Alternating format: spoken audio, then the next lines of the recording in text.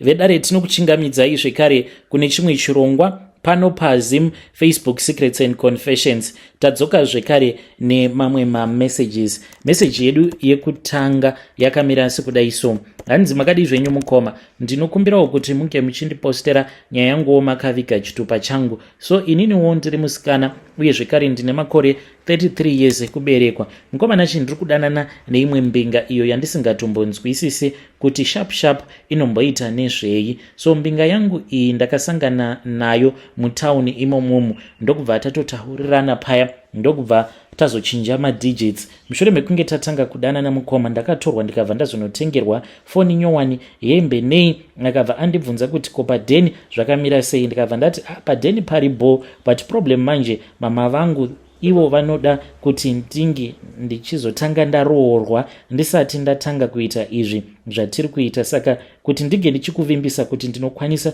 kuzosvika newe pamba ndichitokurakidza kuvabereki vangu, I cannot promise you. Saka nyaya iripo, ari kuti ari kuda kunditsvakira kwekuti ndinge ndichigara nhai vedare. Kana ndikabvuma kuita saizvozvo, ndinenge ndisina kuzonyanya kujairira here vabereki vangu, since ndiri munhu anenge asati aroorwa. Apa ane mari yakawandisa. Ndakamuti so what is the difference, because apa handiti uri kuti ukuda kunditsvakira kwekugara. Akabva anditi ndikamuti like per week unenge uchiuya kumba kwacho ikoko kwandinenge ndava kugara how many times. Ndokubva ati kwandiri maybe ndinenge ndichiuya up to 3 kana kuti 4 times. Ndikati saka zvinenge zvakasiya neiko kuti ndinenge ndatova mukadzi wako. Saka haasi kuda kundiudza chikonzero icho chiri kukonzeresa kuti asada kundiroora, because ndakati at least kana ukangobvisa tsvakirai kuno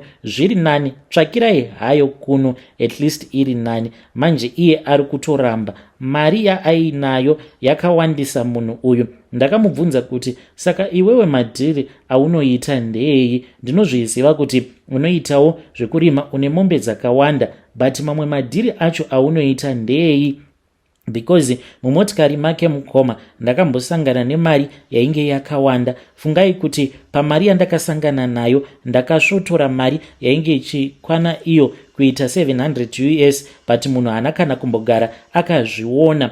Ende izvi ndakazviita 2 times. Pane pamwe apo paakamboti bebi ndikuya kuzokutora, ndikuda kuti unge uchizondibatsira kuverenga mari. Ndikati iwe zviriko here izvozvo zvekuti unoti uri kuda kuti ndige ndichikubatsira kuverenga mari? Yakambowanda seiko mari iyoyo? Mukomana achi that was the first time to ever see 1 million US dollars in my life. Kuverenga mukoma, maoko angu awa akatomboverengawo 1 million US dollars. Ndokubva achizondipa mari akanditi uzoenda kunopa mama. Ndakamboiramba hangu, asi ndainge ndichiziva kuti mari iyi ndainge ndichiida. So the reason as to why ndainge ndichiramba, ndakaona kuti kana munhu aine mari yakawanda, ko chiri kumutadzisa kuti ange achingouya kuzongozvizivisa kuvabereki vangu so that ndinge ndichingogara naye in peace. But mukomana achi anoramba kuti munhu uyu haana kuromba here, because ane zvimwe zvaanoita zvandisingatombonzwisisi. Like kana tiri tose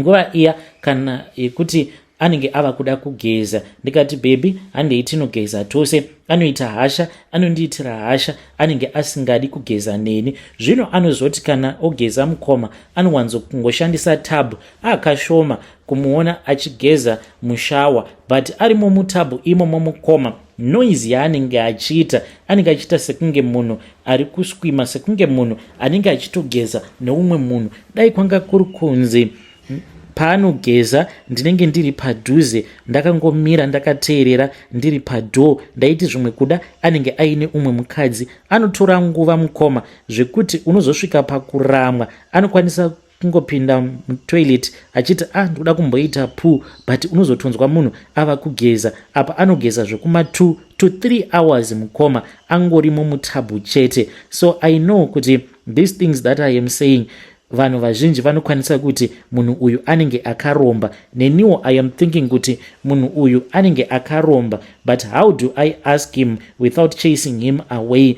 I think kuti I really want this man in my life, irregardless yekuti iye akaromba here kana kuti haana. Saka chandiri kuda panapa iadvice yekuti how can I ask this man, he is the love of my life uye zvekare he is the one who is financing me and my parents. Saka zviite kuti ndige ndichizongoenda kwaari zviya zvechihwaiwai zvechigokwe kungoaprocha munhu womubvunza kuti wakaromba here. I need to be civilized about it. Ask him in a nice way so that he won't feel irritated and threatened by me, thereby dumping him, because I still need him. Ndinodawo kuzoenjoya upenyu, because unokwanisa kuzongoti munhu akaromba izvo munhu asitomborina kuromba, then you chase away a good rich man from your life. Zvimwe zvese bo mukoma, it treats me well, but ipapo chete ndo patiri kungonetsana chete. Hey, vedare ndo message iyo yandakatumidzirwa ichibva kune mwanasikana uyo. Ngatizamei kuti tinge tichitaura naye mwanasikana mucomment section, but ini I think kuti zvingori pachena. Zvimwe kuda ipapo paunenge uchiti unomunzwa achiswima mutabu pamwe ngachitogeza nenyoka yake zvake. Amen. Ndo maonero angu. Asi ngatimubatsirei mwanasikana uyo mucomment section. Rekedzai tibva taenda panyedu inotevera. Nyedu inotevera yakamira sekudai so. Hanzi makadi zvenyu mukoma, ndinokumbirawo kuti muge muchindipostera nyaya yangu makaviga chitupa changu. So inini handina kuromba mukoma. Zvakangoitika ndezvekuti ndakaenda kune vamwe madzimai ava vakabva vazondibatsira, asi ivo vakabva vati kwandiri, hanzi mukukura kwangu ndakatemererwa nyora, ende ichokwadi mukoma. Padainge ndichiri musikana wechidiki, I think kuma 17 years or so, ndaitonzwa ndichifambwa kumusana ndisingatozivi kuti chiko chainge chichiitika kwandiri. Asi nekufamba kwenguva manje ndo pandaiti kana ndikabata pacho pandinenge ndichinzwa kufambwa kumusana ndaitonzwa pakaita kakuzvimbirira. Then ndakazoti ndauya kuno kuSouth Africa, mukuzonofambawo mukoma ndo pandakazosangana navo madzimai ava, vakabva vati ndainge ndiine nyora dzehuroi. Ndakati nyora dzehuroi ndakadziwana kopi, vakabva vanditi gogo vako ndo vakatanga kukutemerera nyora idzi, asi vakazofa manje vasati vapedza kudzitemerera nyora idzi, plus nekuzorwirwawo naMwari wako. Otherwise ungadai utori muroi iwe. Mukomana chi ndakatemererwa nyora idzi dzehuroi nagogo, ndakazoparwa nyora dzacho idzodzo dzehuroi, but still ndakangosangana nemabad luck. Ndakati ndichiramba ndichingosangana nemabad luck ndokubva ndadzokera kwavari madzimai, ndikabva ndati madzimai, it seems as if nothing is changing. Ndopa vakabva vazoti alright ndichambonamata. Mushure mekunge vanamata ndipo apo pavakazodzoka kwandiri vachiti munhu waMwari, pane nyaya iripo ende handizivi kuti muchazvigamuchirawo sei. Ndikabva ndati pari zvinoka nesituation yacho inini hangu ndinongogamuchira zvose zvose. Saka madzimai vakabva vazondiudza kuti inini nditori nemhepo inonditeverera. Saka mhepo iyi hanzi mweya wengozi, asi ngozi yacho yakabva yachizoshandurwa ikazoitwa chikwambo chemumhuri chakazonogadzwa pandiri. Saka hanzi kuti ndinge ndichitanga kudzifambira nyaya dzacho zvaikwanisa kana kuzonetsa zvekuti ndaikwanisa kuzotourawa, because kwedu kune vanhu vane mari inotyisa. Avo vacho vanoitirwa mari nacho chikwambo ichocho chinozoti kana chava kuda kuzorora chinouya pandiri mukuzonotsamwa kwachinenge chakaita chobva chatanga kukonzeresa mabad luck. Ende ichokwadi panguva yacho iyoyo ndisati ndazotanga kushandisa minamato yavo madzimai ava, ndainge ndiri munhu wekuti mumarelationships ndainge ndisingagari kudanana nemurume kungorara naye obva atanga kukusema, sikarudzi yake yobva yatadza kushanda zvekuti ega anozosvika pakuti wewe unenge une mushonga kana kuti une chirwere chauinacho chiri kukonzeresa kuti sikarudzi yangu inge ichishaya simba, uye zvekare kunopinda basa ndinotanga ndichafarirwa nemurungu. Ndaizoti ndati shandei then ndobva ndazotanga kuvengwa nemurungu, like any bad luck that you can think of. Ende makore acho iwawo ndaigara ndichitoseka kuti kana ukaona ndafunga kuita business iroro rinenge rava kutoda kutonodhakwa, zvinhu zvinenge zvatova pedyo nekudhakwa mukoma, because ndaiona kuti upenyu hwacho hwandainge ndichirarama hwainge hwakangooma. So madzimai ava vakabva vati the only choice that I had, ndaikwanisa kurasirira mweya uyu wejambwa neminyama kunewo vamwe vanhu vatorwa. So marasiriro andinenge ndichiita mweya wejambwa nemunyama kwavari vanhu ava vatorwa kwandiri hunge uye nekuburikidza ndavapa mari, like munhu akauya kwandiri now ndava kuita zvechimbadzo, ende ndichinoita zvechimbadzo mukoma, I won't even ask you because ndinenge ndichiziva kuti I am taking more from you than what you would have taken from me. Saka ukauya ukatora mari ndinokuudza kuti unozodzoka mangwana, and I make sure kuti each and every time pandinokupa mari handiite zvekuisa mari ungava muri mumukuru kana e-wallet, ndinokupa mari iyi physically, ndiko kuti mhiko dzacho dzinge dzichizoshanda. Ndinongoti dai mazouya mangwana because ndichamukira kunotora mari, then iwewo paunozouya mangwana acho uchizokwereta mari kwandiri, mari iyi inotorara iri mune imwe mbiya yandakapiwa navo madzimai ava. Saka ndichinokupa mari iyoyo, iwewo unenge uchindipawo good luck yako yandinozoshandisawo mumabusinesses angu.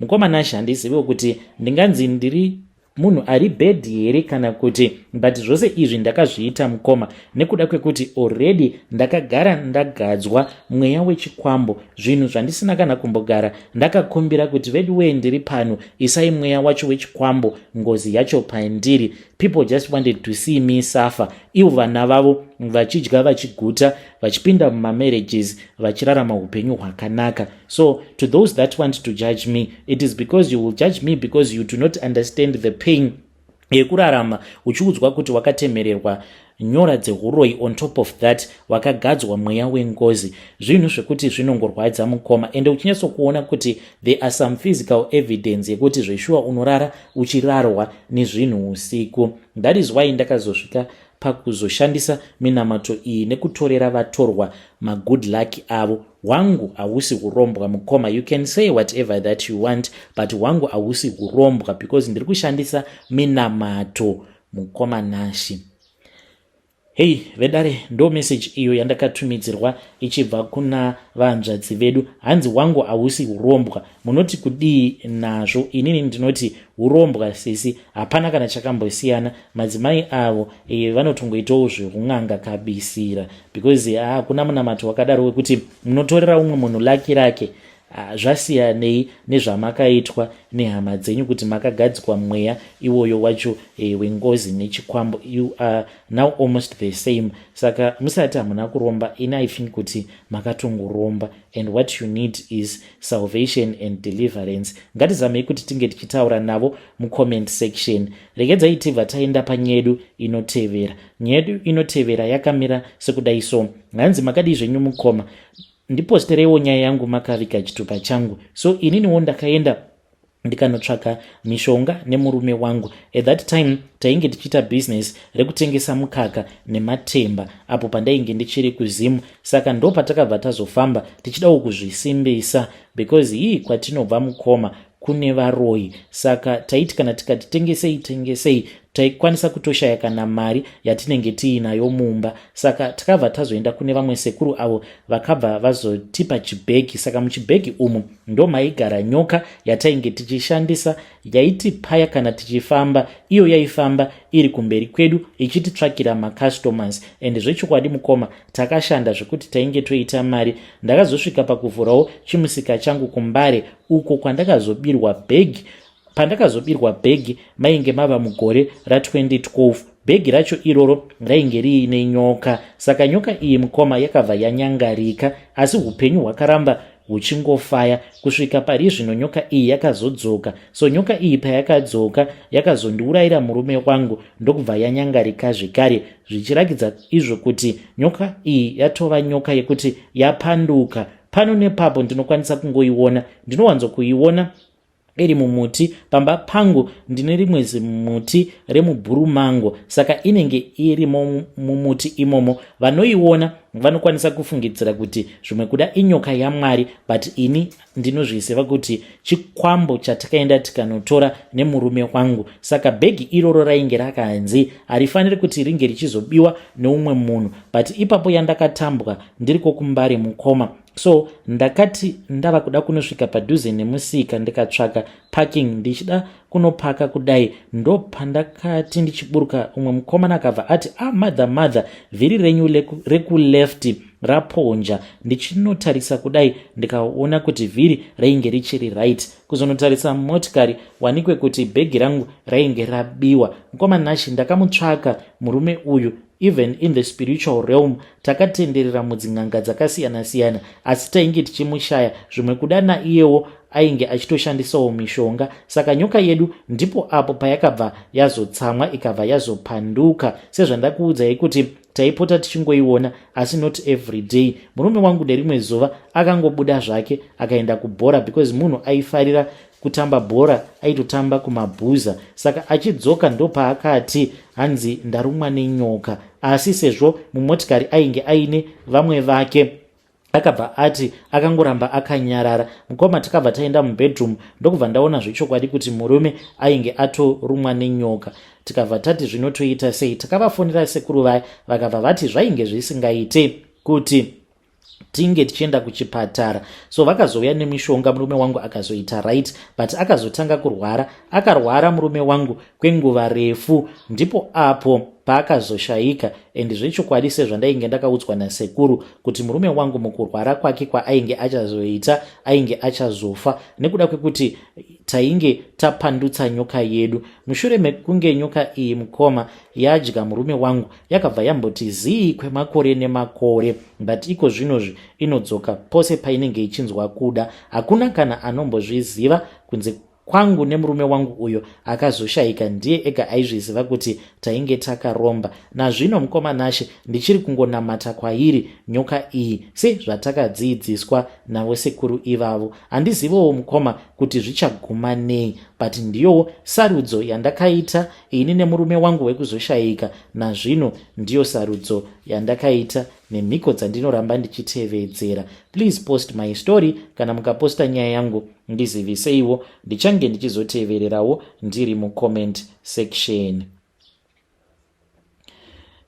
Vedari ndo message iyo yandakatumidzirwa ichibva ichibva kuna vanzvadzi vedu.